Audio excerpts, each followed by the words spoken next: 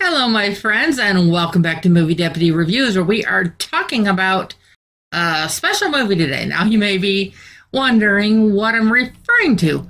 Well, this one is it's supposed to be a kid's movie, but it's aimed a little bit more at adults than kids with the humor and everything inside of it. It is something that a lot of kids who are now adults will definitely relate to when this whole the cartoon started, and you may be wondering which one I'm talking about. I'm ready! Hopefully that'll give you a little bit of a clue. But if that didn't, you can head on over to our YouTube channel and check out the poster that is on the review, or you probably just checked out the title of the review before you listened. So you know we are talking about the Spongebob movie, Search for Squarepants, the one that just opened in December. So this is the newest Spongebob movie. I am honestly surprised to realize how many SpongeBob movies that there are. My son grew up with SpongeBob, so I grew up hearing the laughter, So yes, I know it well. And of course, you know all the characters too. If you are not familiar with the characters and you're curious about the poster, from left to right, we have got Mrs. Puff. We have got SpongeBob with Squidward tentacles standing right behind him. Then we have Mr. Krabs, Sandy Cheeks, and of course, Patrick Star. So, and then on the bottom there, you see the captain of the Jolly Roger and his little worm companion. So, a little bit of an interesting thing there. If you haven't already figured it out, I am giving this an innocent rating, but I am letting you know ahead of time the humor is definitely not aimed at little kids. These are jokes you do not want kids retelling. These are jokes that you maybe want to shield certain children from, as they definitely play to the older demographic. Now, it's important to note that this movie plays out different than some of the other SpongeBob movies. And yes, I'm going to be getting around to getting those to you as well. But it starts out as a movie. It turns into basically a video game on screen. It feels like you're almost watching a video game. Or it lays out the whole perfect thing of like what the video game version of this will be. And then it goes back to movie form. So if you are a gamer and you grew up with SpongeBob, you will probably get a lot out of this movie. If you are not a gamer and not a fan of SpongeBob, if you just want a mind-numbing stuff to have on in the background once this comes on TV or instant video, or you have some youngins in the family that you want to teach loosely about SpongeBob, I would not start with this one. There's a lot of other mind-numbing SpongeBob content out there. And so this, as you can imagine, I'll let you just kind of use your imagination where we go with the score on this one. And don't worry, I'm not done talking about the movie, but we gotta get to the trailer. I want to share that with you. So here we go. Long ago, one sailor fell under a wicked curse. The only way to lift this curse is to find the world's most innocent soul. I'm ready. Big up. Squidward, wanna hear my big news? Let me go mark some time on my calendar. Big up. Today's the day! SpongeBob, big up. It is? Well, that's weird. The hero's journey starts with one squish. What? Though he looks more like a French fry in that scene than a sponge. Oh, the Flying Dutchman? The most pants-wettingly scariest ghost to ever roam the high seas? Oh, my lucky brick.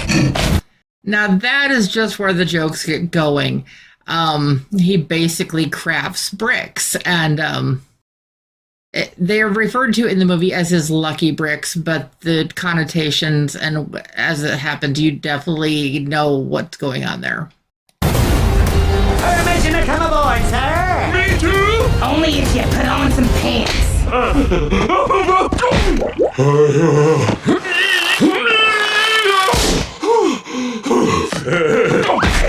Okay, we've had SpongeBob cartoons for like 30 years, approximately. And Patrick Star has never worn pants. He's had like his short things on, but he's never. If the nudity was never like a big thing, and now in this one, all of a sudden, it's a big thing, and so it's not only brought to the surface, but it is made fun of throughout the story. So that's just kind of another point to touch on with this. I'm taking you to the underworld. Are you sure he's the one? He's the key to unlocking my curse. What are we laughing about? Spongebob in danger. We gotta go save him.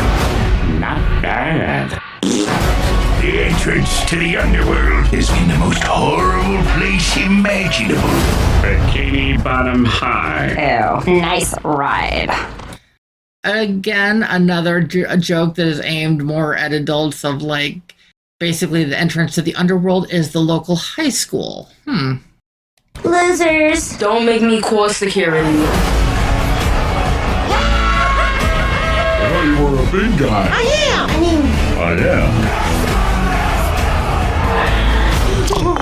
You dropped your lucky brick. I don't have a lucky brick. Again, the brick reference, which, I mean, it's multiple times throughout the movie, so these are not the only ones. Gosh, I know I can do this. My intestines. Peekaboo! Hair doo doo. What is happening? Okay, if you're watching this and or watching the movie, you understand the sight gags that are going on there. And again, way over the over the heads of the youngest viewers, but for the adult viewers, you're going to easily get the references there.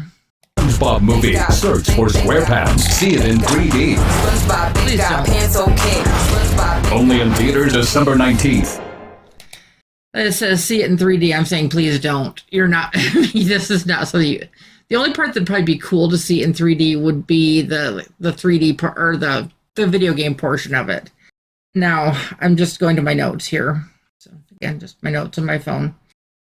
And because it's got the whole crapping bricks references, there's numerous references to the Pirates of the Caribbean. The entire underworld plays out like the video game, and there are Greek myths and Harry Potter references throughout. Now, I will say, we learned something important about SpongeBob in this movie. We finally get to learn how tall he is, and then we also get to learn how much he weighs. And SpongeBob is 36 clams tall, so you think of like the clams that they're always referencing in the cartoons, and he weighs 7 ounces. So he may be a little bit smaller than some of you realize, but also he may be larger than some of you realize. But it's just the storyline here is basically there's a treasure map that's been on the back that's been on part of the Krusty Krab for a long time. Sorry, I'm just tripping over my words here. And so SpongeBob wants to use it so he can become so he can become more mature. And so he finds the lair underneath the Krusty Krab that belongs to Mr. Krabs and ends up awakening the Flying Dutchman and, of course, all of that. Well, the Flying Dutchman has to take the most innocent soul to this thing so that the soul can trade place with the Flying Dutchman, hence the Pirates of the Caribbean reference on that. But so as that kind of goes on there, but sorry, just total brain fart on this movie. You'll understand the score I gave it here in a second. I'm just really having to refresh my brain and look back at some of my notes. And I just watched this a couple days ago, so it's like my brain. I'm not trying to just leave you hanging there, but basically the Flying Dutchman takes SpongeBob with him to do all of this stuff, and then it's the matter of how does SpongeBob get home, hence the search for Squarepants. So it's SpongeBob. If you're wanting deep intellectual content, no. If you're looking for stoner comedy, you're going to love it. It's literally at that level. Score-wise, you're probably wondering where I'm coming in at this. Well, I hope so. I mean, the fact that I'm even having to refer to my own notes for this review, I'm giving this a 4.5 out of 10 on the Deputy scale. 4 is watchable but forgettable. And yeah, this definitely qualifies as that. 5 is watchable, decent story, significant flaws. There are parts of this that have some moxie to them that kind of keep your interest and kind of keep it going along there. But the majority of the movie, like I said, it's going to appeal to young kids who are just basically fascinated by the animation. And then, honestly, stoner comedy would probably be the best way to put this. So I hope that'll help with this. You want to be sure and hit those buttons. I know this review isn't anything great, but we have a lot better ones coming up, and we've got something special coming up this week that you're not going to want to miss. So be sure to subscribe and hit that little bell button so you always get the latest and the greatest Movie Deputy content. And I promise to break up some of these mind-numbing type stories with ones that have a little bit more to them. So, as always, I hope you had fun in this adventure. I know I did. And hopefully I can save a few of you at least. So, until later, guys. Bye-bye.